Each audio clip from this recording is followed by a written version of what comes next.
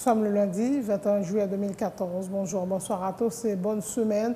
Un plaisir de vous retrouver pour cette nouvelle édition d'information, Pulsation, l'essentiel de l'actualité de la journée.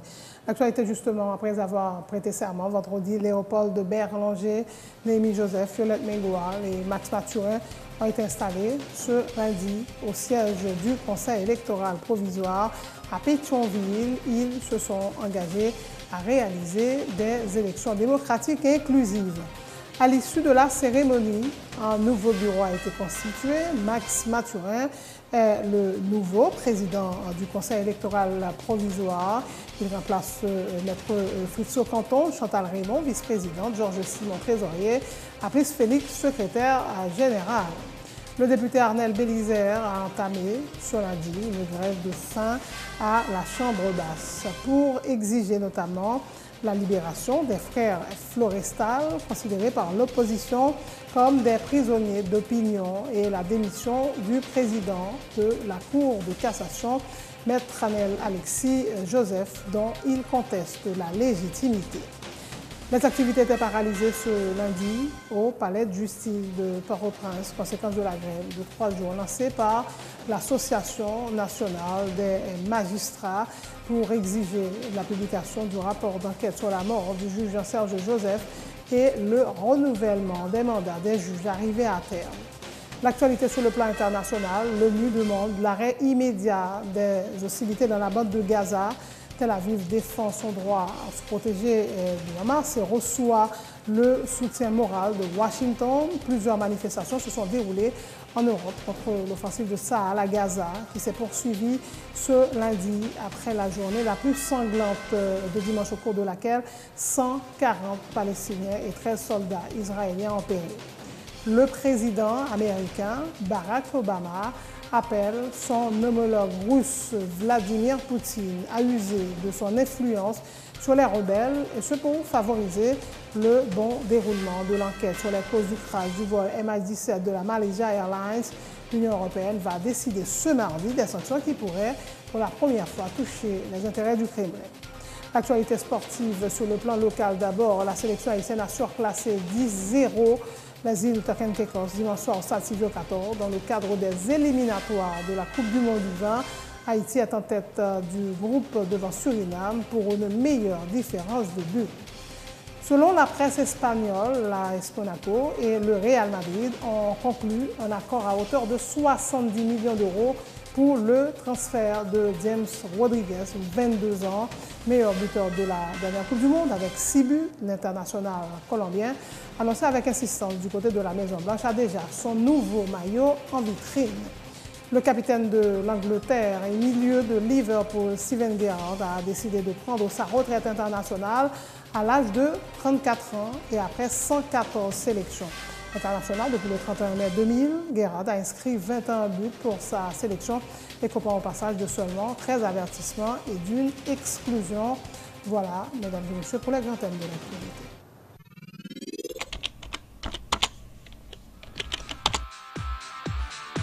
Bienvenue à cette édition d'information Pulsation, l'essentiel de l'actualité de la journée. Merci de votre fidélité. Bienvenue dans ce premier numéro de Pulsation Week-end.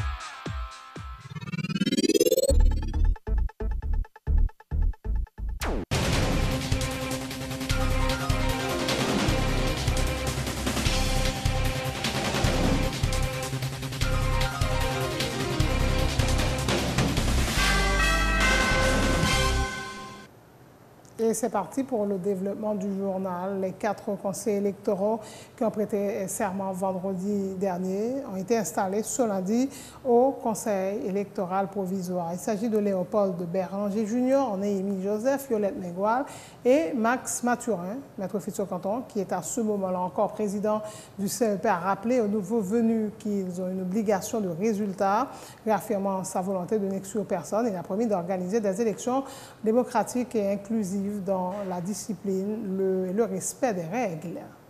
Et nous prendrons le plaisir, sans aucun malice, de rappeler à ceux qui viennent se joindre à nous, ils le savent déjà que le travail n'est pas facile.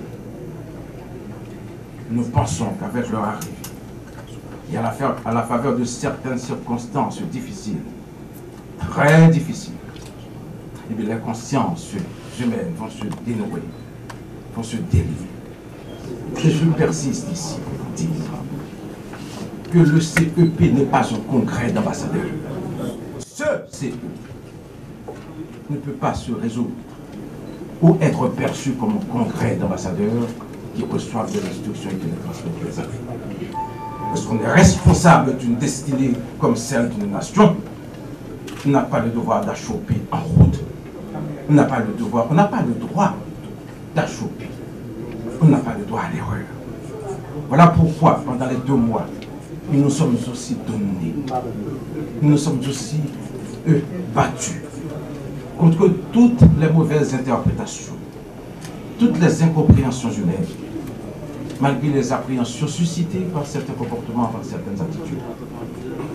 Nous avons voulu être nous-mêmes, nous avons voulu surtout être au-delà de nous-mêmes, parce que c'est une fonction d'État qui le requiert.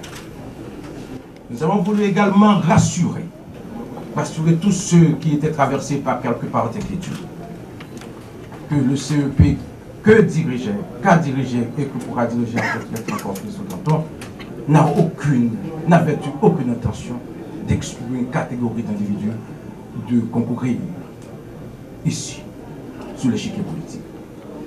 Ce CEP n'avait aucune et n'aurait aucune volonté d'exclure une catégorie d'individus. En revanche, il demande à ce que vous soyez disciplinés, que vous respectiez les règles d'État. Nous-mêmes, à l'intérieur du CEP, nous voudrions exiger de nous-mêmes un pacte de non-défaillance pour que nous puissions permettre à ce pays de respirer et d'apporter la bonne nouvelle à la fin de l'année par ces élections, comme nous ont si bien répété, inclusives, démocratiques. Moi-même, j'ajouterai le mot sérieuse, qui inspire confiance et qui tirerait surtout sa confiance de votre volonté, de votre concours, de chaque acte que vous aurez, vos journalistes et membres de la société civile, à nous apporter positivement. À l'issue de la cérémonie, un nouveau bureau a été constitué. Max Mathurin, président, Chantal Raymond, vice-présidente, Georges Simon, trésorier, Aplis Félix, le secrétaire général. Max Mathurin a donné la garantie qu'il va travailler à l'organisation d'élections libres, honnêtes, inclusives, transparentes et démocratiques, estimant que les élections que le Conseil, qu'il avait présidées entre octobre 2005 et décembre 2007, je cite, ont été les meilleures jamais organisées dans le pays. Fin de citation. Max Mathurin affirme être revenu au CEP pour servir le pays qui a besoin de tous ses fils. Il a tenu ses propos pendant la cérémonie d'installation. En décembre 2007, certaines circonstances indépendantes de ma volonté m'avaient contraint d'abandonner mon poste au sein du CEP. J'y suis parti, la tête entière, le front haut, mais avec la ferme conviction que j'y retournerai un jour. Je peux clamer haut et fort que le conseil électoral que j'ai présidé d'octobre 2005 à décembre 2007 avait réalisé de bonnes élections dans le pays.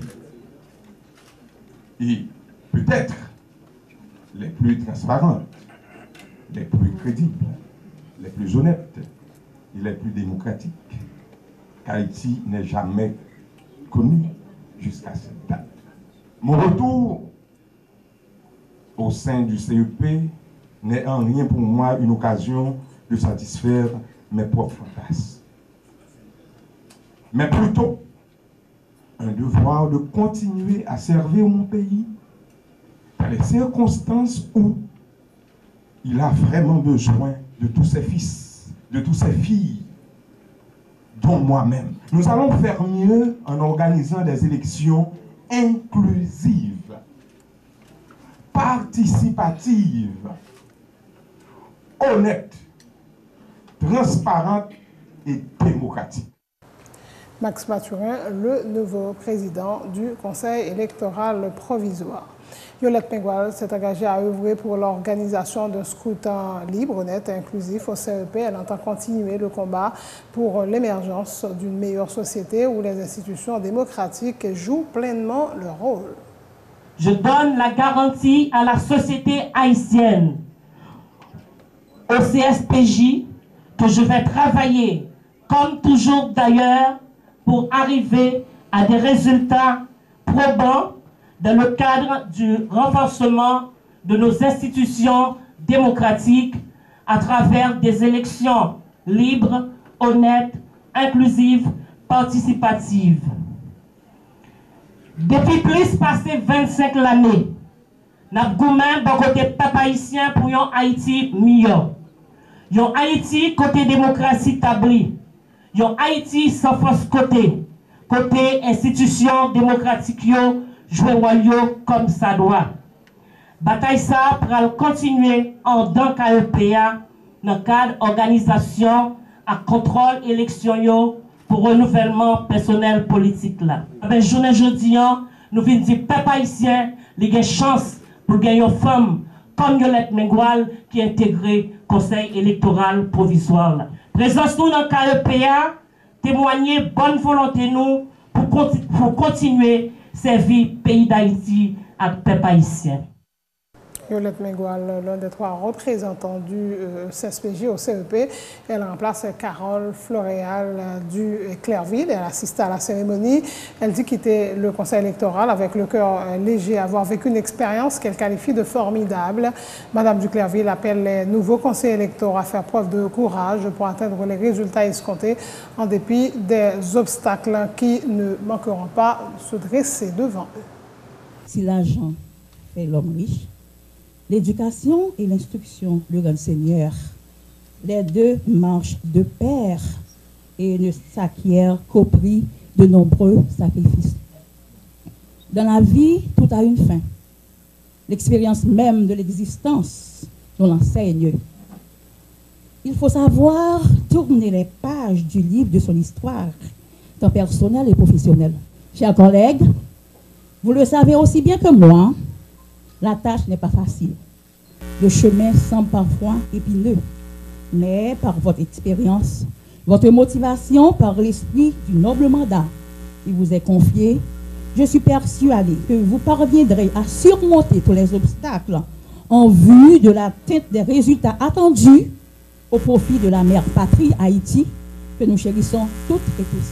C'est avec le cœur gai, léger, rempli de souvenirs que nous quittons cette institution avec notre carrière professionnelle, vieille déjà de 26 années de service au sein de l'administration publique haïtienne. Nous avons constaté que le temps passé ici au CEP était une formidable expérience, une source de précieuses informations de certaines actions, d'autant plus que les témoignages provenaient de leur auteur. Ma collègue Marie-Cluny Dumé-Mirac et moi vous souhaitons bon travail et du courage dans l'accomplissement de votre tâche. À toutes et tous, avec qui nous avons collaboré de près ou de loin, nous ne vous disons pas adieu, mais bien au revoir, car la vie ne s'arrête pas là, puisque le changement nous fait toutes et tous entrer dans une nouvelle dynamique. Sans transition, le député Arnel Bélizé a entamé ce lundi une grève de faim à la Chambre basse. Le parlementaire s'est présenté avec des effets personnels, dont un sac à dos visiblement bien rempli, des draps, un matelas, son oreiller et une arme à feu à la salle de séance où il est pourtant interdit d'accès pendant 2 mois pour avoir agressé physiquement le ministre chargé des relations avec le Parlement.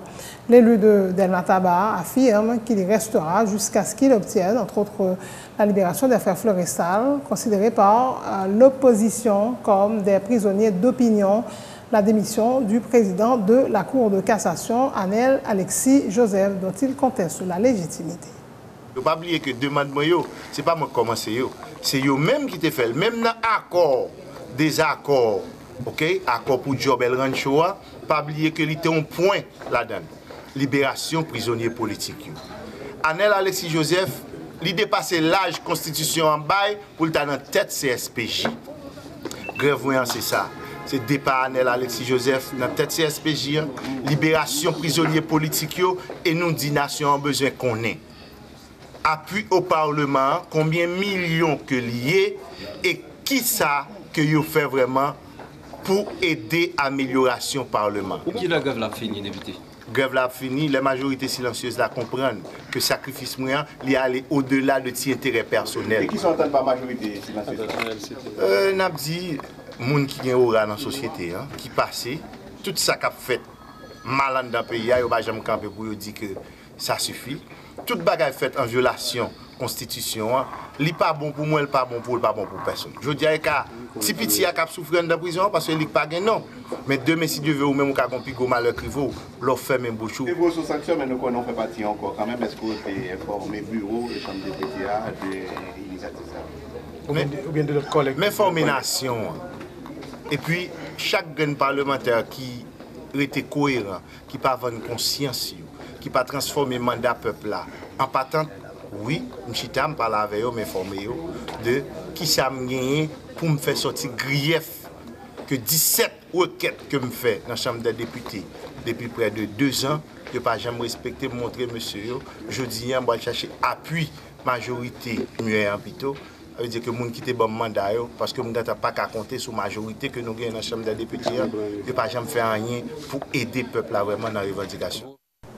Les activités étaient paralysées ce lundi au palais de justice de Port-au-Prince, conséquence de la grève de 3 jours lancée par l'Association nationale des magistrats pour exiger la publication du rapport d'enquête sur la mort du juge Serge Joseph et le renouvellement des mandats des juges arrivés à terme. Selon en croit le président de l'ANAMA, Maître Duret Junior, le mot d'ordre de grève est respecté dans toutes les juridictions du pays.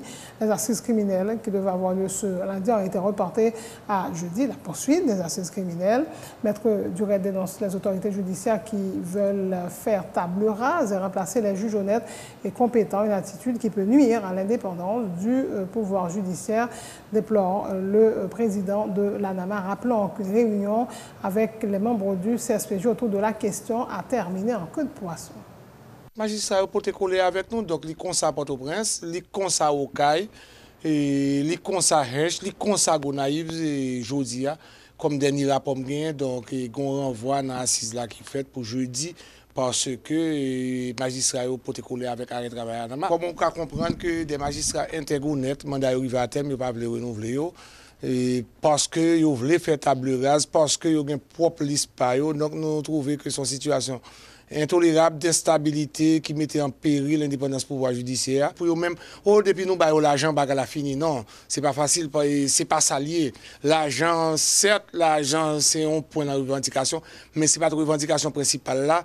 Et c'est comme si on prend un zoo, on voit un bon chien et on finit avant. Donc nous, nous avons 2 points, c'est reconduction mandat juge et pour nous donner des garanties formelles. Tant que le juge n'a pas volé, il faut qu'il reconduise le mandat. Tant que la travaille bien, il faut reconduire le mandat. Nous voulons garantir ça. Et nous voulons rapport à tout. Deuxième, c'est rapport et sur le magistrat Jean-Serge Joseph pour CSPJ à publier. Son rapport disciplinaire, c'est pour un rapport politique, mais nous n'avons pas de rapport. Nous ne pouvons pas demander délai pour nous être capables de continuer parce que Kembe assise là. Non, nous pas Kembe assise. Nous avons un mouvement, nous avons des revendications que l'exécutif n'a pas voulu répondre à eux, donc il empêche assise là continuer. Tout comme l'empêcher pouvoir judiciaire à travailler, là où elle n'a pas jamais renouvelé le mandat. C'est plus que 55 juges d'instruction qui n'ont pas de mandat fini sous 90. Donc, il était bloqué le système bien avant l'assise. Donc, nous maintenons et nous demandons aux magistrats pour maintenir jusqu'à mercredi en attendant que Anama décide autrement. En rencontre qui t'a fait entre CSPJ, Anama et puis Primature, qui ça qui sortit dans la réunion était finie en queue de poisson, c'était tout total. Même on date pour la reprise, pas de jambes gain, donc c'était fini en queue de poisson. Et entre Mambio, vraiment, chaque a des positions vraiment différentes. Au contraire, nous étions vraiment déçus. Parce que me dit, ah bon, si c'est non, c'est mon CSPJ comme ça pour son magistrat. Donc c'est une raison davantage pour Anama prendre ces magistratures en main. En raison de la grève des magistrats, le dossier des frères Florestal contre des membres de la famille présidentielle n'a pu être à l'ordre du jour. Ce lundi, à la Cour d'appel de Port-au-Prince, devait avoir lieu la communication des pièces. Le dossier sera repris entièrement en octobre prochain, annoncent les avocats des frères Florestal qui soutiennent le mouvement de protestation des magistrats. Et malheureusement, il y a une grève, je dis, nous pas arrivé à vider le dossier. Nous attendons le début du mois d'octobre. Mais certainement, qu'on a ça, on pense au-dessus de la loi. Vous pouvez attendre pendant nous dans vacances comme ça, on a pris notre bagaille. Et puis, Olivier Martelly avec avocat, il a venu passer le dossier. Vous le faites jeudi, est-ce que vous avez venu avec monsieur? Non, c'est ta plaidoirie que tu as faite sous.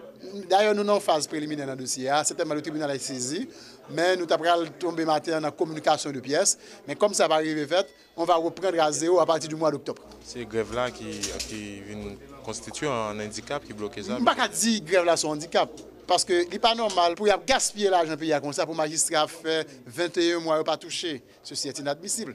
Donc nous-mêmes, nous pensons que ces grèves-là, au contraire, c'est une bonne chose. Moi-même, en tant qu'avocat et aussi en tant que citoyen, je supporte cette décision de l'ANAMA de faire grève. Juge au cap joue un rôle fondamental qui gagne la responsabilité d'assurer la distribution de la justice et qui gagne aussi la responsabilité de garantir l'indépendance de la justice. Il n'y a pas qu'à toucher. Définitivement, Haïtiens, ce n'est pas des zombies.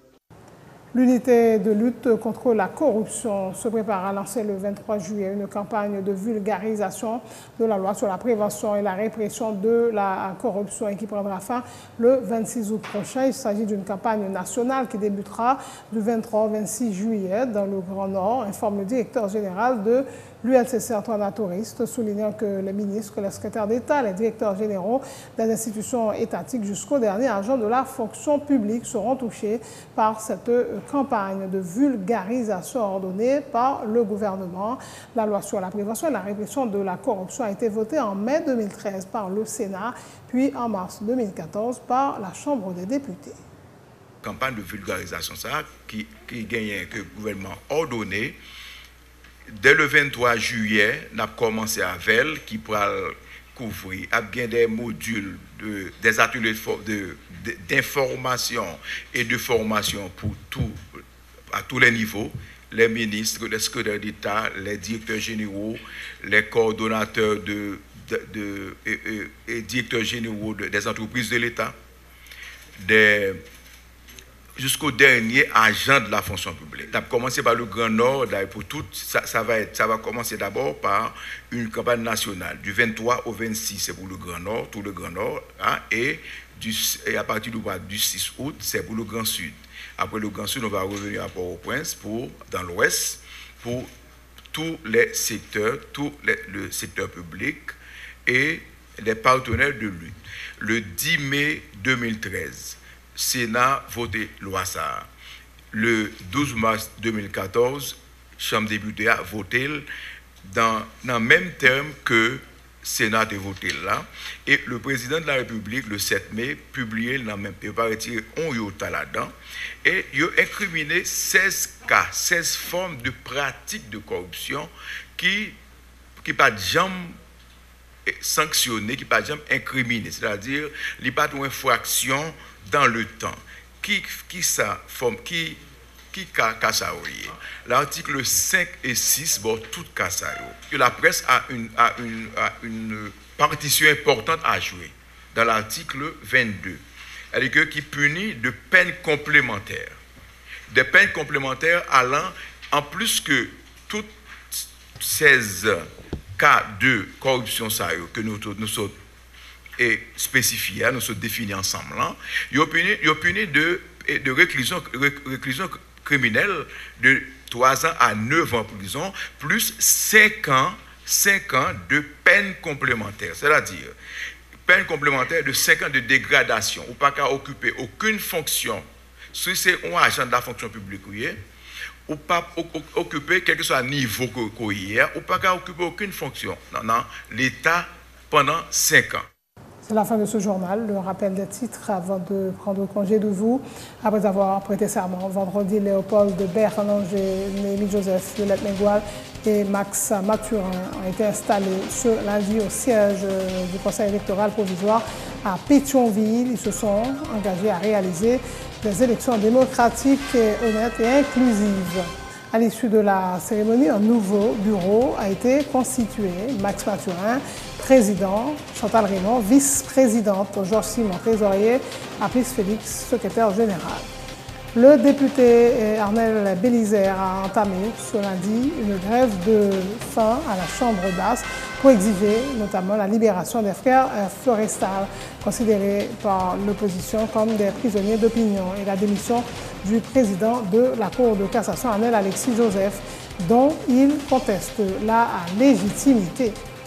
Les activités étaient paralysées ce lundi au Palais de justice de Port-au-Prince, conséquence de la grève de 3 jours lancée par l'Association nationale des magistrats haïtiens pour exiger la publication du rapport d'enquête sur la mort du juge Jean-Serge Joseph et le renouvellement des mandats des juges arrivés à terme. L'actualité hors de nos frontières, l'ONU demande l'arrêt immédiat des hostilités dans la bande de Gaza. Tel Aviv défend son droit à se protéger du Hamas et reçoit le soutien moral de Washington. Plusieurs manifestations se sont déroulées en Europe contre l'offensive de Tsahal à Gaza qui s'est poursuivie ce lundi après la journée la plus sanglante de dimanche, au cours de laquelle 140 Palestiniens et 13 soldats israéliens ont péri. Le président américain Barack Obama appelle son homologue russe Vladimir Poutine à user de son influence sur les rebelles pour favoriser le bon déroulement de l'enquête sur les causes du crash du vol MH17 de la Malaysia Airlines. L'Union européenne va décider ce mardi des sanctions qui pourraient pour la première fois toucher les intérêts ukrainiens. La sélection haïtienne de football a surclassé 10-0 les éditeurs Kenkekos dimanche soir au stade Silvio 14 dans le cadre des éliminatoires de la Coupe du Monde U20. Haïti est en tête du groupe devant Suriname pour une meilleure différence de but. Selon la presse espagnole, l'AS Monaco et le Real Madrid ont conclu un accord à hauteur de 70 millions d'euros pour le transfert de James Rodriguez, 22 ans, meilleur buteur de la dernière Coupe du Monde avec 6 buts. L'international colombien, annoncé avec insistance du côté de la Maison-Blanche, a déjà son nouveau maillot en vitrine. Le capitaine de l'Angleterre et milieu de Liverpool, Steven Gerrard, a décidé de prendre sa retraite internationale à l'âge de 34 ans et après 114 sélections. Merci d'avoir suivi ce journal. Passez de bons moments en compagnie de Télé Pluriel.